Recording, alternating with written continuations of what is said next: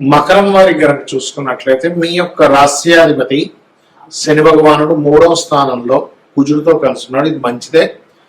క్రూర గ్రహాలు ఎప్పుడైతే మీకు 3వ స్థానంలో ఉంటాయో, ఈ 3వ స్థానంలో ఉండేటువంటి గ్రహాల యొక్క స్థితిగతులు మీకు కొంచెం పరాక్రమాన్ని, కమ్యూనికేషన్ రంగాలకు సంబంధించిన విషయాల్లో కొంత స్ట్రెస్ని ఇస్తూ ఉంటుంది. కాకపోతే కొంత ధైర్య సాహసాలు కూడా ఇస్తూ ఉంటుంది.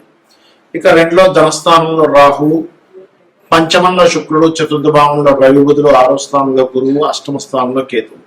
ఇక చంద్రుడైతే మీకు ఈ 15 రోజుల పాటు 7 రాసులు జరుగుతూ ఉంటాడు. మరి ఈ యొక్క గ్రహస్థితిని అనుసరించి మీకు ఎలా ఉండబోతుంది,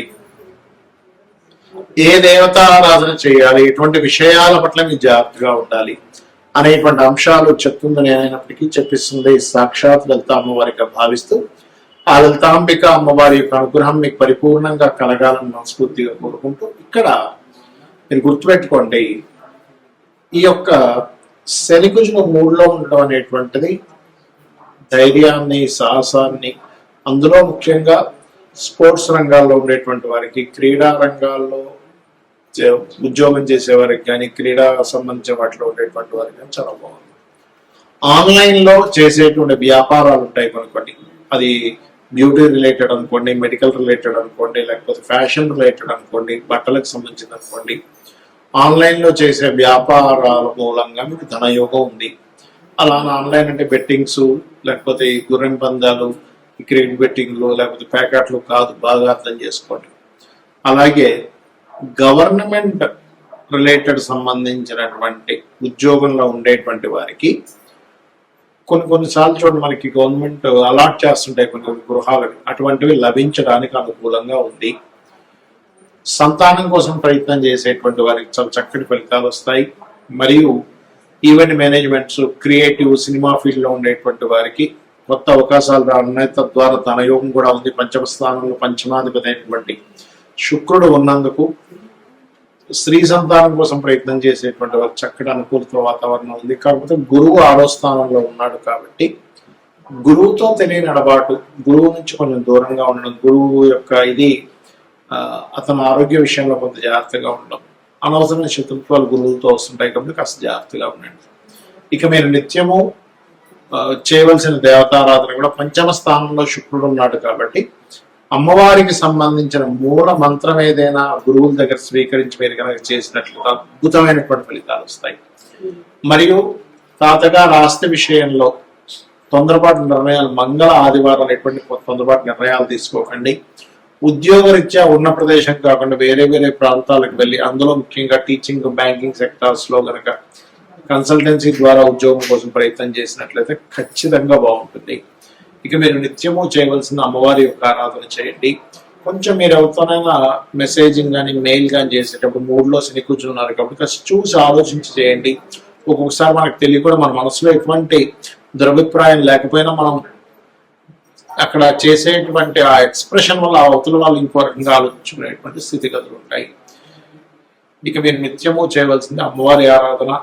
అందులో ప్రధానంగా ఓం నవోద్రమబింబ శ్రీ న్యక్కారచదాయ నమః అనే మంత్రం చేయండి, లేదా ఓం కర్పూర వీటికి ఆమోద సమాకర్ష దిగంబరాయ నమః మంత్రం చేయండి అని విధానం ఉంది. ఇక్కడ మనం గోచార ఫలితాలు చెప్పుకుంటూ ఉంటాం, కానీ గోచార ఫలితాల కంటే కూడా అతి ముఖ్యంగా మీరు చూసుకోవాల్సింది మీ జన్మజాతక ఫలితాలు.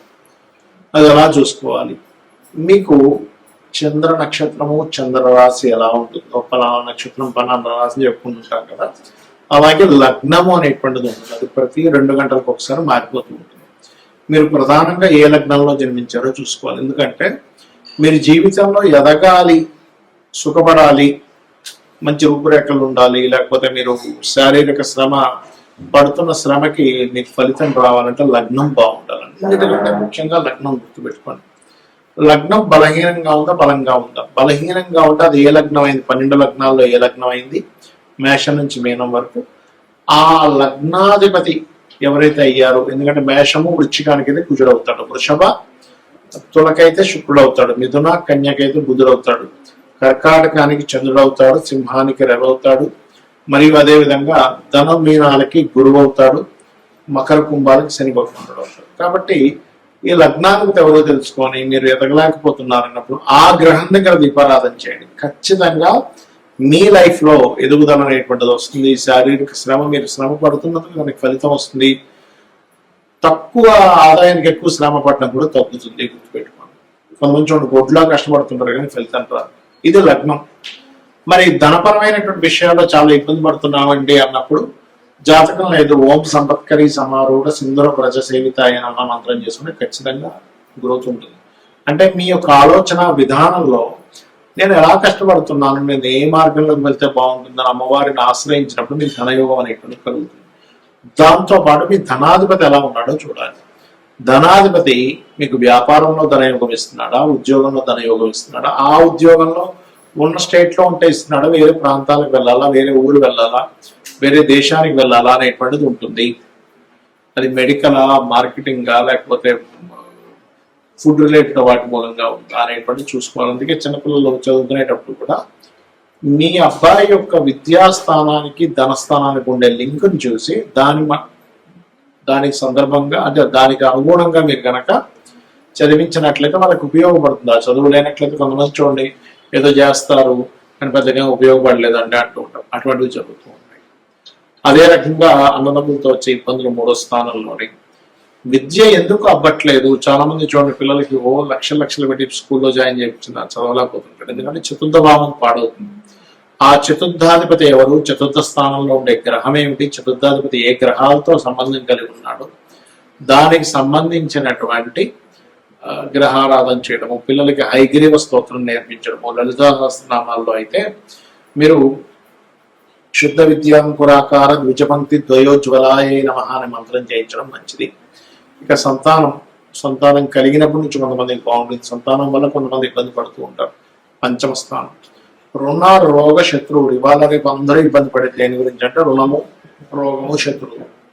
ఇది పూర్వజన్మ కర్మ వల్ల వస్తూ ఉంటుంది. కాబట్టి ఈ పూర్వజన్మ కర్మకారకుడు ఎవరైతే ఉన్నారో, రోగ శత్రు కారకులు ఎవరైతే ఉన్నారో, ఇది 6వ భావం బట్టి ఉంటుంది. కాబట్టి 6వ స్థానంలో ఉండే గ్రహాలకు మీరు దానం ఇచ్చుకున్నట్లయితే మీ రుణాలు తగ్గడం. ముఖ్యంగా ఓం అపర్ణాయే నమః అనే మంత్రం చేయండి.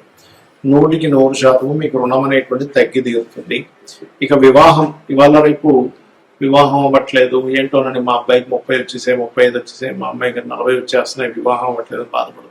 ఇక్కడ ఒకటే, మీకు గ్రహము అనుకూలించినప్పుడు మీరు వివాహం కోసం ఆలోచించరు. ఒక్కోసారి ఎలా అంటే 25 ఏళ్ళు 22 ఏళ్ళ వయసులో కోసం అనుకూలిస్తుంది గ్రహం. ప్రతి జీవుడికి కూడా 3 నుంచి 5 సార్లు వివాహ బలం వస్తుంది. అది మన జన్మజాతకంలో సప్తమాధిపతి ఎక్కడ ఉన్నాడు, సప్తమ శుక్రుడు ఎలా ఉన్నాడు, సప్తమం మీద శుభగ్రహ అనుకూలత వస్తుందా, సప్తమంని యాక్టివ్ చేసేటువంటి మహాదశలు అంతర్దశలు వస్తున్నాయా లేవా, ఇవి చూసుకొని మీరు వివాహం కోసం ఆ పర్టికులర్ సమయంలో మనకు ప్రయత్నం చేస్తే ఖచ్చితంగా ఉంటుంది. ఎలా అంటే చిన్న ఎగ్జాంపుల్ చెప్తాను చూడండి. మీరు సినిమాకి వెళ్దాం అనుకున్నారు, మార్నింగ్ షోనా, మ్యాట్నీనా, ఫస్ట్ షోనా, సెకండ్ షోనా, 4 షోలు ఉంటాయి. అలా కాకుండా నేను అక్కడ 2 గంటలప్పుడు సినిమాకి వెళ్దాం అనుకుంటున్నాను, నేను థియేటర్కి వెళ్తే ఎవరు తెలుస్తారు, మూసుంటుంది. అలాగే మీరు ఏదైనా ఒక వస్తువు కొనాలన్నా పలానా సమయం, పలానా మార్కెట్, పలానా ప్రదేశం. సూర్యోదయం కూడా రాత్రి ఎప్పుడో 9 గంటల నుంచి మీరు తలుపులు తీస్తూ చూస్తే ఏంటి సూర్యోదయం అవ్వలేదని బాధపడడంలో ఎలా అర్థం లేదో, మీ యొక్క జన్మజాతకంలో మీకు ఒక ధనయోగం కానివ్వండి, ఒక విదేశీ యోగం కానివ్వండి, ముఖ్యంగా వివాహం గురించి మనం మాట్లాడుకుంటున్నాం కాబట్టి ఈ సమయంలో వివాహ యోగం ఉంది, ఇలాంటి పర్సన్తో ఉంది, ఇలాంటి లవ్ మ్యారేజ్ ఉందా, అరేంజ్డ్ మ్యారేజ్ ఉందా, లేకపోతే విదేశాలకు వెళ్ళి ఉద్యోగం అక్కడ ఉండేటువంటి అమ్మాయితో వివాహం అవుతుంది అనేటువంటిది మీ జాతకంలో ఉంటుంది. ఏ సమయంలో అవుతుంది అనేది ఆ 3 నుంచి 5 సార్లు సమయాల్లో మీరు సరైన సమయాన్ని ఎంచుకొని అక్కడ కొంచెం గట్టిగా ప్రయత్నం చేసినట్లయితే మీకు వివాహం ఖచ్చితంగా ఇది జరుగుతుంది. కొంతమంది ఎక్కడో 1% ఆఫ్ జాతకంలో అసలు వివాహం ఉండదు, అది వేరే కేసెస్. అయితే వివాహం అవ్వాలి అంటే ఓం కామేశబద్ధ మాంగళ్య సూత్ర శోభిత కందరాయ నమః అనే మంత్రం చేసుకుంటే ఖచ్చితంగా మీకు వివాహ యోగం అనేటువంటిది అమ్మవారు కలిగించి తీరుతుంది. మరి కొంతమంది వివాహం అయిన తర్వాత ఇబ్బందులు ఉంటాయి. అలాంటప్పుడు ఓం శివకామేశ్వరంకస్త శివ స్వాధీన వల్లభాయ నమః చేసుకోండి.